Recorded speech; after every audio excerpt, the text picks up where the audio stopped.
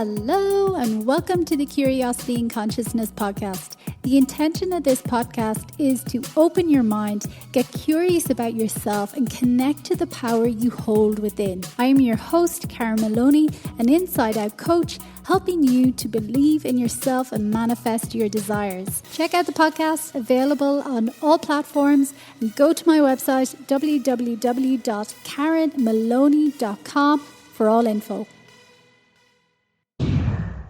Hello everybody. Welcome. It's me, Karen Maloney, and thanks for joining for another episode. I have another brilliant guest for you today in conversation and lots of freebies to help you in your energy, in your well-being, and on many different levels. Just a quick mention before we get stuck in that the podcast turned 3. The podcast turned 3 last Monday. Actually, on Valentine's Day, I sent out the first episode 3 years ago, all about my intention to help spread more love and more kindness and more compassion and towards ourselves and others and learn more about ourselves. So it's turned 3. Yay! Thank you everyone for tuning in and for sharing so far. And I do plan to record what I've learned so far, or a 3-year update kind of episode. So maybe that'll come next week. But before that as well, just a reminder to please reach out if you want to do the inner work, make some shifts in your life and just feel better overall. Just feel incredible inside, no matter what is happening in your life. The way I work is teaching you to take back your power, to remember your power and be happy no matter what. And these are life skills that you come back to again and again and again and again. So pop me a message, Karen@karenmaloney.com, if you want one-to-one coaching or silent counselling sessions to help you process some emotional pains or traumas. Just reach out, let me know. I don't bite. Send me a message and let's connect. So then, back to today's guest, and today joining me is Dr. Karen Can, and she is a doctor of light medicine and the founder of the TOLPAKAN Healing Method. I really hope I said that right. About 18 years ago, after leaving her post as assistant professor at UCLA, Dr. Karen stressed herself to burnout, developing fibromyalgia and chronic fatigue syndrome. She became sensitive to everything: food, toxins, electromagnetic radiation, loud sounds, and negative emotions. She became an energy sponge, developing autoimmunity and low thyroid on top of everything else. Because of her illness, she reconnected with her spirituality and became an expert in holistic healing. A few years ago, she developed the Topican Healing Method, a 3-step process to align with source, ask the right questions, and activate powerful healing frequencies. And I loved this conversation with Dr. Karen, sharing her background in conventional medicine and how it was actually very stressful on her body doing the long hours, tending to everyone else. And when she got really sick, she realized that the things that she used to tell her patients weren't working. And that's what sent her on this deeper path to remember her psychic powers, the importance of nutrition, well-being, and ultimately that's what's led her to the work that she's doing today. She also discovered that she was a highly sensitive empath and that 1/3 of people are. So it's really important to look after your energy, to cleanse your energy, and to know how to support yourself. Because as she talks about, being an empath is a superpower, and that's even the title of her latest book. Sensitivity is your superpower, and she helps people to harness these sensitivities as superpowers and to be a force for good. But first and foremost, we need to look after ourselves and protect ourselves as well, and know how to process the stuff that empaths may pick up off other people and the world and all around them. She also talks about finding stillness and how developing a stillness practice and a body awareness practice puts us and can put us in an auto-healing state without even doing any more. So there's so much in this conversation, shares lots of practical tools and tips, and she also has lots of freebies to offer people, which I have linked from the show notes on my website as well. She has offered a free clearing and protection spray formula. You can make it home yourself with water, and also a stillness on the fly practice, which is developing that stillness practice. So lots she shares, and you can find everything on her website, which is karencan.com. That's KAN But as always, I will have everything linked on my website, karenmaloney.com, and go to the podcast section. Enjoy. Hello. Welcome, everybody. Thanks for tuning in once again. It is me, Karen Maloney, and today I have the wonderful Dr. Karen Can joining me. So first of all, you're very welcome, Karen, and thanks for joining. Oh, thank you so much, Karen. It's such a pleasure to be on your show and connect with your audience. Yeah, and I'm sure you will have lots of wonderful bits and nuggets and information and wisdom to share with us today. And you're a doctor of light medicine and founder of the Academy of Light Medicine. So maybe if we start there, and if you share a little bit on your background or your story of what brought you to light medicine. Yes, thank you. Well, I am a conventionally trained medical doctor, specializing in family medicine from Canada, actually. Now I'm living in the States. And I absolutely loved, medicine because I love science and I love helping people and supporting people. And what I really love to do is coaching and counseling. And my parents said, never become a teacher, because they were both teachers and felt like I should be a boss. But interestingly enough, that's pretty much what I do these days, is teach mostly. So medicine was wonderful, except it was really hard on the body, all those nights without sleep and delivering babies and surgeries. And I was very good at it. It was just very, very stressful. And at that point in time, I also had a very stressful marriage. And so my body ended up breaking down in my early 30s. I ended up with fibromyalgia, chronic fatigue syndrome, autoimmune disease, multiple chemical sensitivities, and EMF sensitivities, and the list goes on. And I got even depressed and anxious and even wanted to kill myself at one point, because I had just tried so hard in my life to be a quote unquote better person, but was really stressed out on the inside, just being a perfectionist and trying to be everything to everyone. So when I got really sick, I really had to slow down. And at that point, realized that, wait a second, I have all these illnesses that my patient has, and I am already knowledgeable, and I'm already doing everything that I'm telling them to do, and it's not working. And it was like this big light bulb went, OMG, this is not enough. What I know is not enough. So I made the commitment, first of all, that I wasn't going to kill myself, that I was going to do whatever it took to get better, because I felt deep down I had some sort of mission, some sort of thing that I was supposed to do in this lifetime, and leaving it would be just irresponsible, and it just didn't feel right. So I started discovering about nutrition, things that we don't really learn much about in medical school, about psychic powers. I started learning Reiki, doing some spiritual growth with a local healer of mine, and really started evolving and growing my own gifts and talents, and realizing that one of the reasons I got sick was because I was just highly sensitive to other people's energies. And I didn't really know what to do with them. And I was just carrying them around like a big, sack of potatoes. And then realizing that that was contributing to some of my symptoms. So in about 2 years' time, I've healed from my fibromyalgia and my illnesses, and continue to improve and heal over time. And then decided, wow, I really got to share some of this wisdom I've learned so far. So the first book I wrote that became a #1 bestseller on Amazon is called The Guide to Healing Chronic Pain, A Holistic Approach. And so it's like a body, mind, soul manual of all the different approaches to getting rid of the symptom of pain. And then in 2020, released 3 books that all went to #1 bestselling status: Evolutionary Healer, The Navigating the Clickety-Clack, which is all about staying peace-filled in a seemingly toxic world. And then the one near and dear to my heart is the latest one, Sensitivity is Your Superpower: How to Harness Your Gifts, Fulfill Your Purpose, and Create a Life of Joy. So I am really passionate about helping those that are highly conscious and sensitive people harness their sensitivity as a superpower, like their intuition, their healing, their manifesting abilities, so we can all create that beautiful new earth, a new reality of love, joy, peace, and harmony for all. So that's my mission.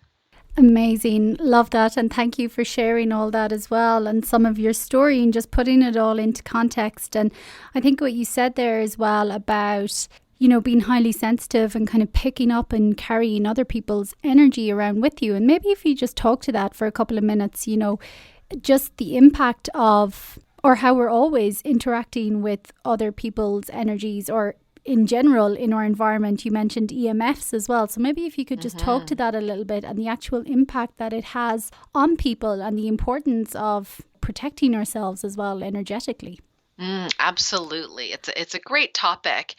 The research has shown that about 1/3 of humans, and that's a lot of people, the latest research out of 2018 with Dr. Elaine Aron, that 1/3 of people are what she considers highly sensitive. So those people that I was talking about, sensitive to EMF, sensitive to other things in our environments, including the negative emotions of others. It could be sensitivity to gluten or to noxious smells, things like that.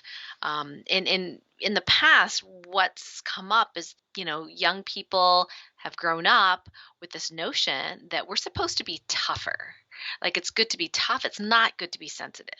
Because we're told we're wimpy, grow a backbone or, grow thicker skin, like stop being so sensitive. And people to this day still say that to their children. And I cringe when I hear about it because this extra sensitivity to the environment is really a gift and a talent.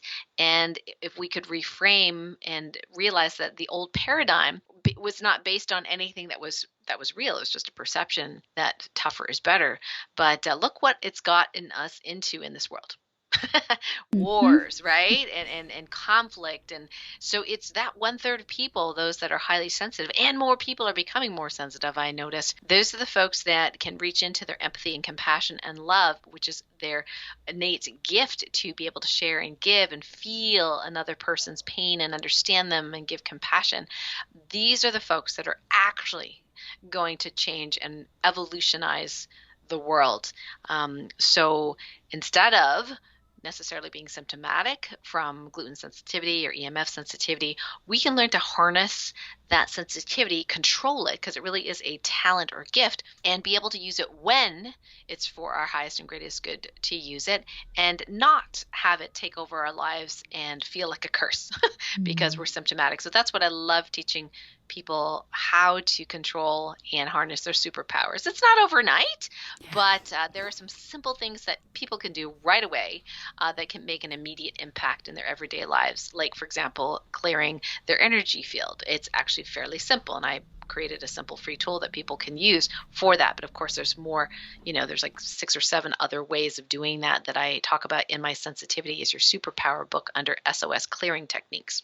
Amazing. Thank you.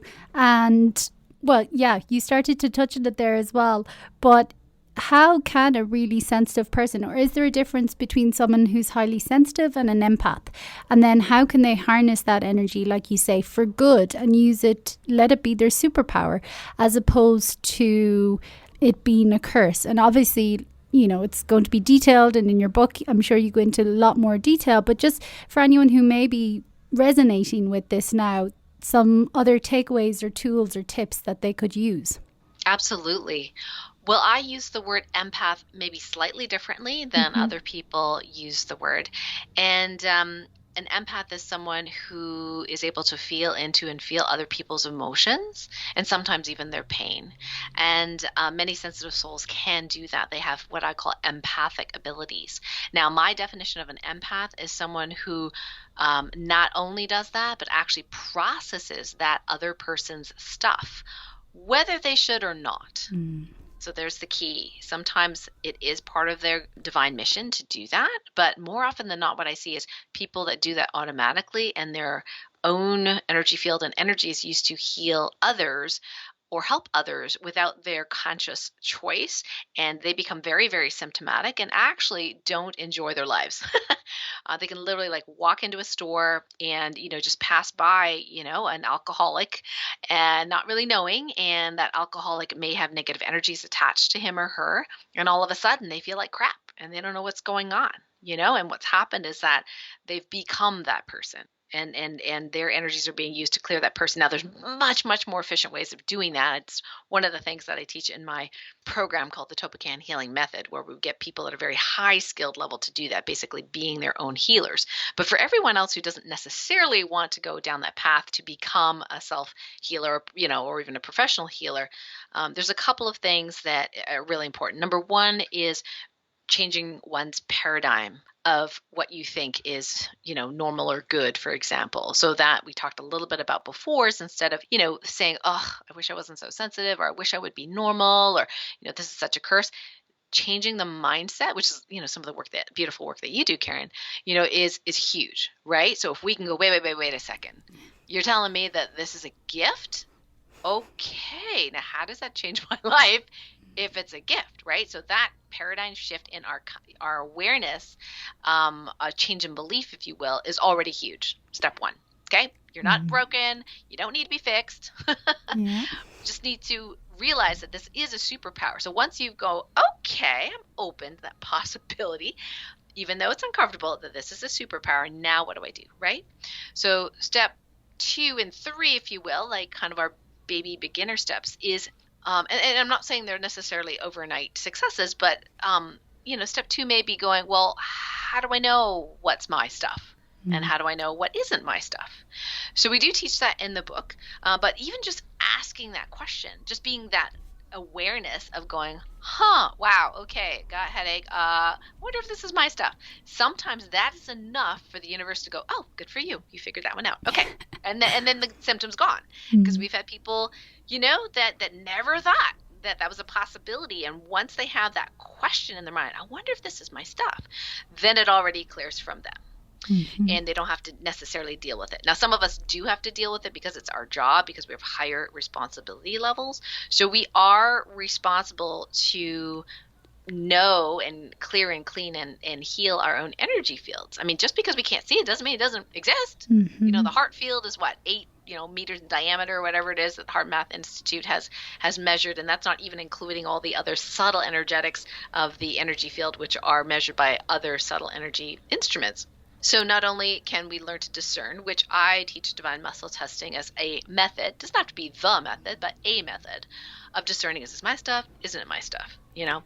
And the third piece is like, okay, so if it is or isn't my stuff, like, how do I clear it? Like, how do I release what isn't mine, especially? So that is a skill set that all highly sensitive people really do need to learn. For example, we brush our teeth every day or take a shower or wash our hair, right? We clear our physical bodies. So why would we think it's any different of, clearing our energetic bodies? Because we do pick up stuff, if you will, energies, resonances, things as we go about our everyday. You can literally look at, even on purpose or not on purpose, a news headline. And empaths and highly sensitive people will be able to immediately, within nanoseconds, feel into the energy and the emotion of that headline, and they can either react or not react to that. At the same time, it takes some training, but at the same time, there are things, energetics, that can stick or that can resonate in the field, which we would like to teach people how to clear. And there are several different methods in my book, but the simplest thing I have found for people that aren't used to even the idea that there's an energy field or how to do, the waterfall meditation or, the different things we teach is I have a clearing and protection spray formula that if you play this video and you just look at some water in a spray bottle, for example, you just put, clean water in a spray bottle and you do that for about 3 minutes, it charges the water with those frequencies. And we've actually documented that the water does change structure when you do this kind of work. And you can see it on frozen water crystals, just like Dr. Masaru Emoto's work. So we validated that is true. So if you take that spray bottle and you charge that water is now charged with those beneficial clearing energies, and you just go ahead and spray it on yourself. You can even drink, coffee charged with the same energies. You spray it on yourself once or twice a day before you go to bed, and that is highly responsible already of managing your energy field. I mean, that can be huge. We've had people, they're sleeping better. Their kids no longer have night terrors. The family's getting along. It's great over Thanksgiving for family members that don't get along, or Christmas. And you clear the space, because the space can deposit these energies as well. So those are some simple, maybe not easy, but simple things to quickly, start using that sensitivity as a superpower. And then there's other things like purposefully, going in and dipping in and feeling into energies to even like by, presence. I do that all the time. with my staff, my family. I'll go into the stillness space, which is one of the most important exercises we teach. And I'm not very good at meditation, Karen, so I found my way of doing it, which is being while doing. And we can just tune in. That's called intuitive impressioning. Feel into the other person, place, or thing we want answers of. And I might be like, what would they enjoy for Christmas? So I'll tune in and just feel, because I'm a feeler, and I'll feel, no, they don't. No, they're not going to like that Christmas present. Okay, what's another idea? Oh, maybe they'll like this one. Yeah. And that it's simple, but we can start doing those kinds of things. Yeah, for sure. And, again, it's just building the practice. It's becoming habitual and being more attuned into it. And, I love what you say as well about all the energies, or even from like foods or people or situations or seeing a headline or music or words or whatever. We're constantly interacting with our environment. And why do you think it's so forgotten or left out? More so from Western medicine and society than maybe in other parts of the world? Right. Well, that is a great question, and there's a really deep rabbit hole related to that. But very simply, without going too far deep into the rabbit hole, let's just say that there was a group of people who felt that it was a really good idea to separate the consciousness, or brain. It's not really brain, but consciousness from the physical. So, the powers that be said, okay, church, you guys deal with the spiritual, everybody else, okay, you're allowed to do with everything else. And they separated us, literally cutting us, cutting our consciousness away. And of course, the church has their own agenda, and there's a lot of money involved. So what they may or may not teach is not necessarily at the highest levels that you and I are dealing with when we're talking with our clients and students, of knowing that our true innate power, through our own consciousness. Because if people did do that and did know that, then we're not controllable. So that's why, in medicine and these other, I think in a lot of the program schools, universities, they've all been taken over, if you will, by certain rules. And the CIA, for example, has infiltrated all the major universities and all the major news stations to be able to only give one side of the story. So it takes someone like myself or yourself, who've gone through some stuff, right, in our past, to explore beyond it, because we had to. And that's how the message gets out. I mean, it's maybe not pretty, but we have a fantastic opportunity now to really spread the word, thanks to the internet and social media and all that kind of stuff, to share the good news that we have more power than we think we do. Yeah, for sure. That's why I love having these conversations as well, and connecting with other people as well, and building this community, because it comes back to what you mentioned earlier as well. One of the questions is, is this mine or not? And genuinely, when we begin to approach our lives with a sense of curiosity and begin asking ourselves these kind of questions, we find out very quickly that, most of it is not ours. They're old beliefs. They've just been passed down, handed down, and we just kind of take them on and roll with it without ever really questioning. And, again, that's why I believe we're where we're at right now as well. And it is that coming back to wholeness and awakening and opening up and connecting back to the consciousness, to the energetic field, realizing that, we are all connected, and there is this field between us all, and everything has an impact. And we have this responsibility to kind of, as Gabby Bernstein says, clean up our own side of the street. It starts with us. It starts with ourselves internally, first of all. So, yes. I just love everything that you said as well.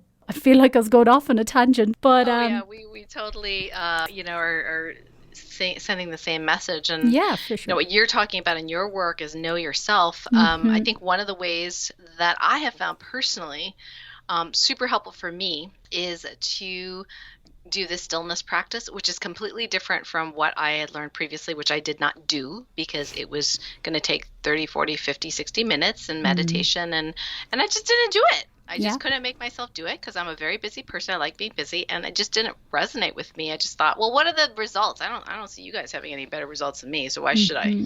I'm very stubborn that way.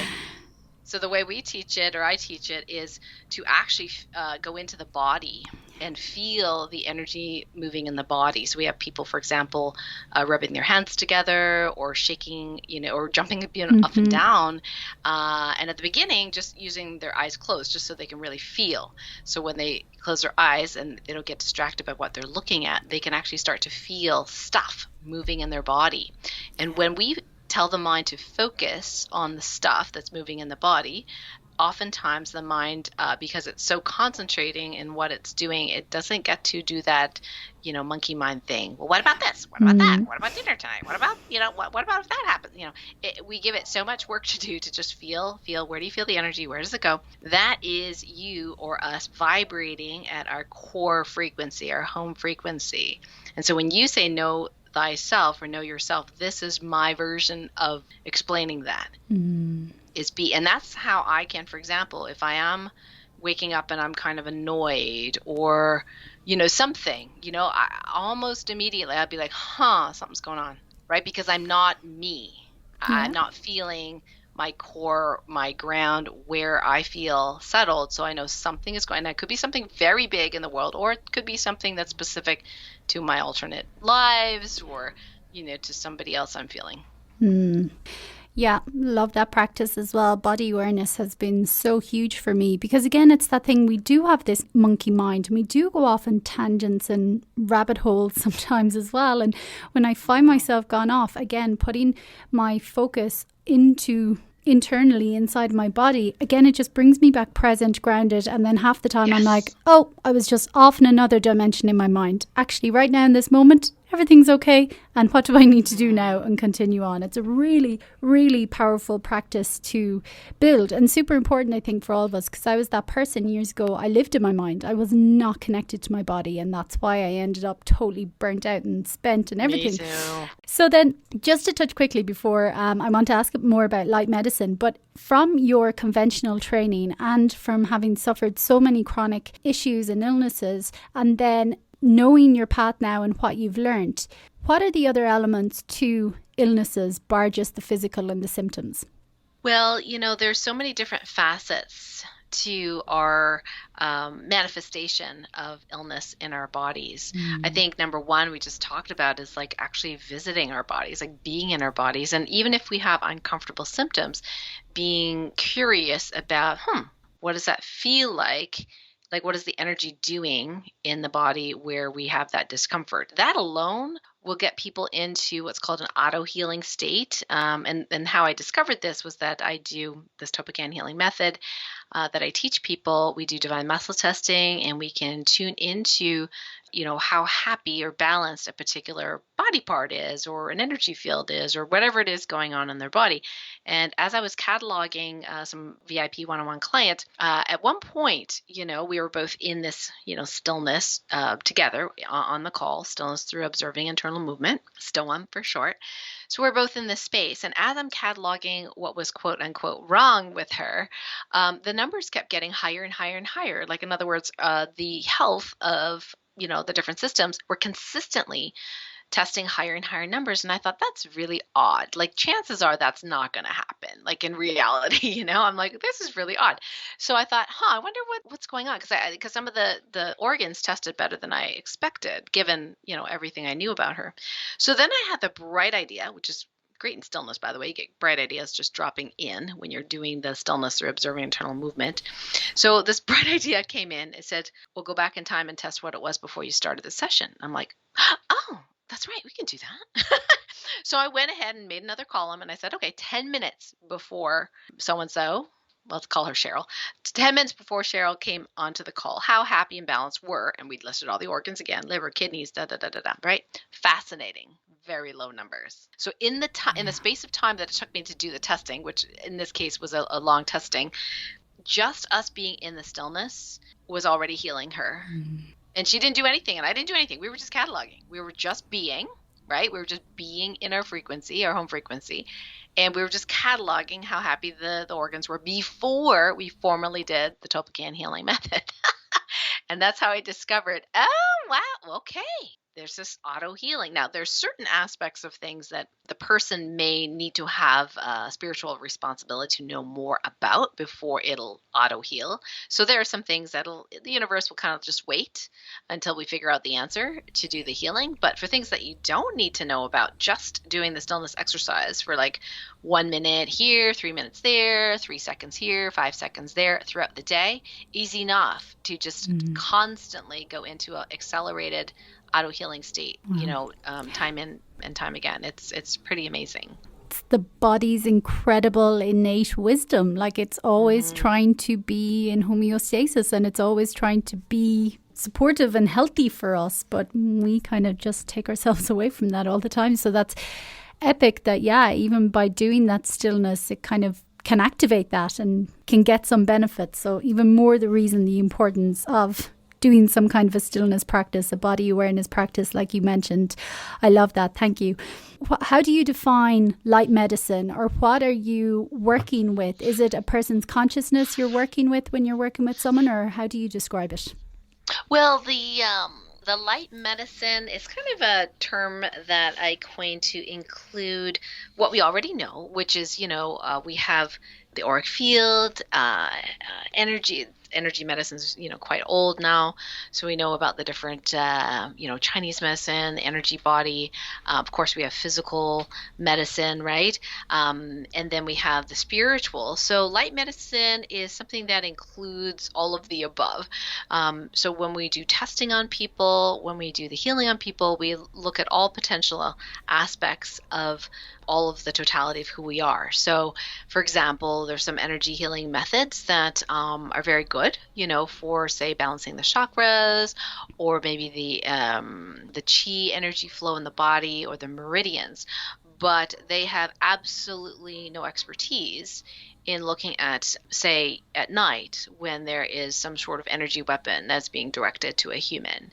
See, those are the kinds of things that in our light medicine we can actually test and figure out if that's going on and neutralize it at the source if we get permission to do that. But normally we get permission to do it for the person, for sure.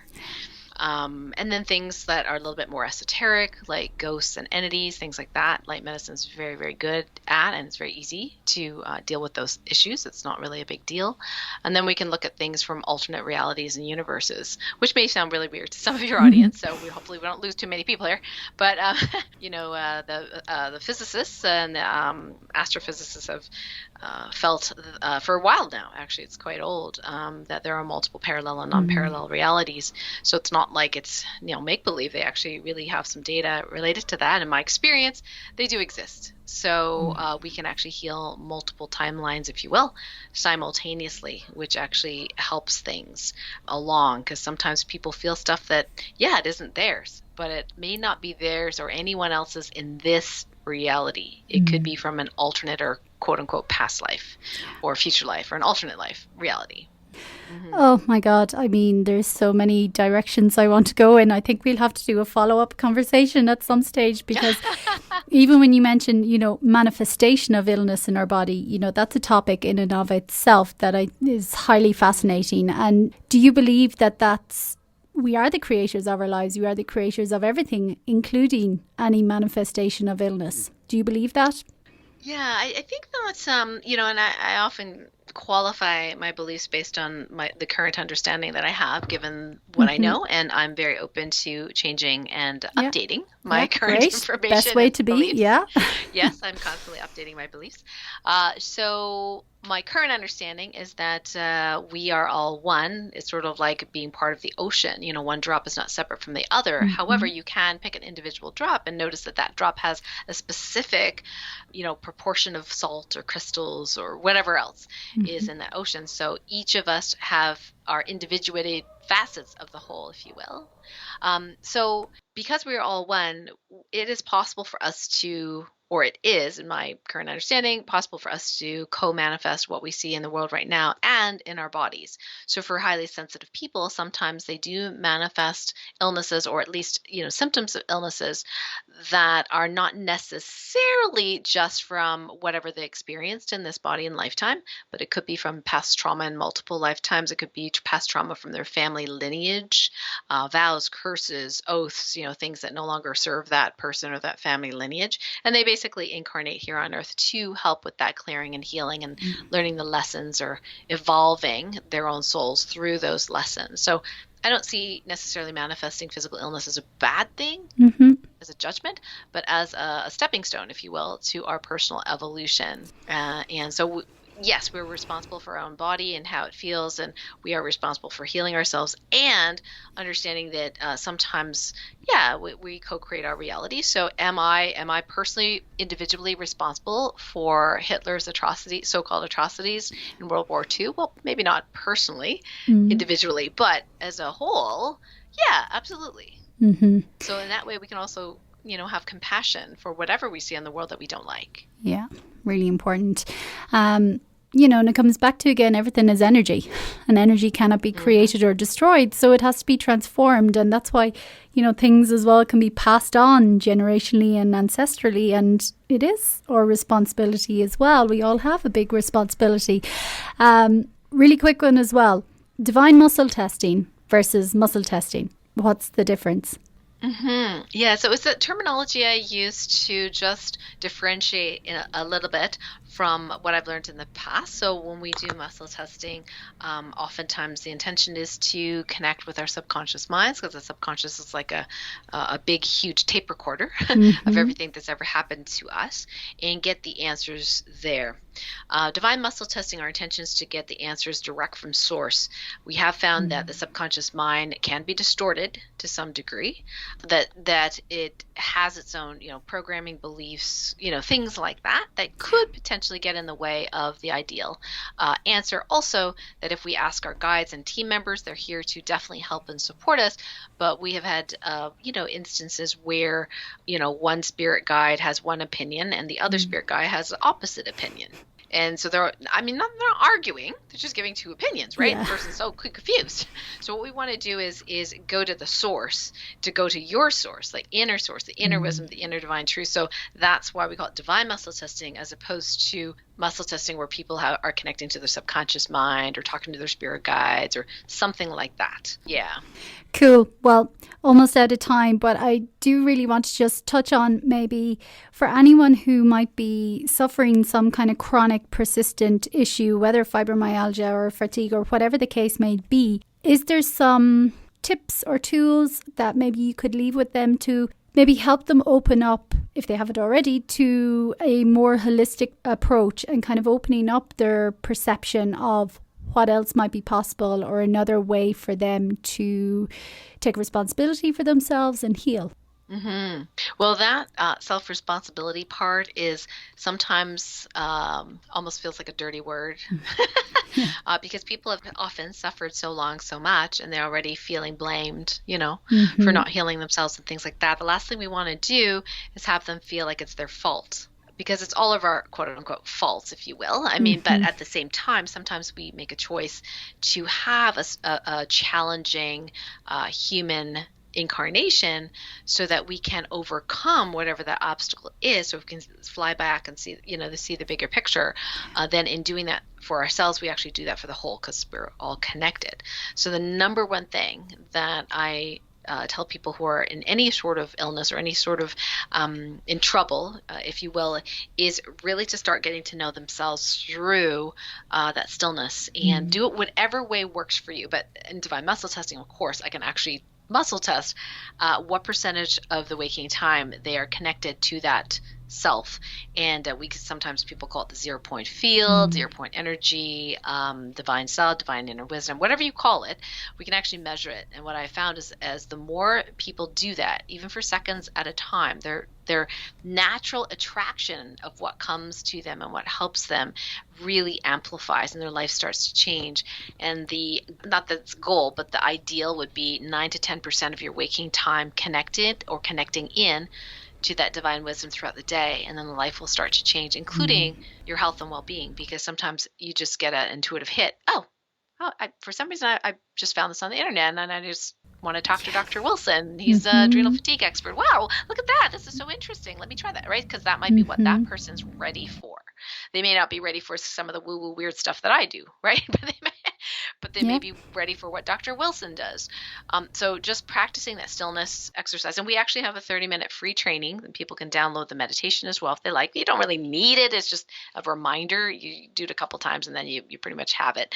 So, but it's free because it is so important. If everybody did that, even for a little bit of the time, they would start auto-healing, and the people around them, interestingly, will also be entrained to that higher vibrational state, and we will all kind of heal as a collective together. So that would be my number one thing that I would recommend for people. Brilliant. Love it. And yes, please share where people can find out more about your work and that free meditation. And as always, I will link them as well from the show notes on my website. Yes. All right. Thank you. So to get a copy of the Sensitivity is Your Superpower book, which kind of goes over a lot of what we talked about today, as well as really kind of a step-by-step how to use the sensitivity as a superpower for intuiting, for healing, for manifesting, like kind of that springboard, especially for the healing. That's at KarenCan.com, and you'll see at the very top the book, as well as a button that says you can get $1,000 worth of bonuses for buying the book, whether it's from me directly or whether it's from Amazon. You just put your order number in, and we have meditations, healing MP3s, trainings from myself and other teachers that are available. So we just kept that launch special going. And then as far as the other freebies we talked about, the stillness, for example, stillness through observing internal movement, we actually have a free training, and that is at stillnessonthefly.com. Now, sometimes the forwarding, for whatever reason, with GoDaddy does not work every day. So if in doubt, you can always send an email to support@KarenCan.com, and they have a whole list for you. But we have several freebies. We have the Clearing and Protection Spray formula. We have the Sensitive Soul Empowerment Guide. We went through some of the top things today that's in the guide, but it's all written down in there. And then the stillnessonthefly.com is another freebie we have, and actually it's in the book, actually under Next Steps, the very last chapter. You can get all the links there as well. Amazing. Thank you so much. And like that, I will root them out as well and try have them linked from my website as well. And Karen, it's been a pleasure. I really enjoyed today's conversation, and we may have to do another follow-up at some stage, maybe even talking about parallel timelines and universes and that. I think it'd be super interesting. But thank you so much. I wish you all the best, and keep doing what you're doing. And you as well. Brilliant. Thank you so much for the invitation.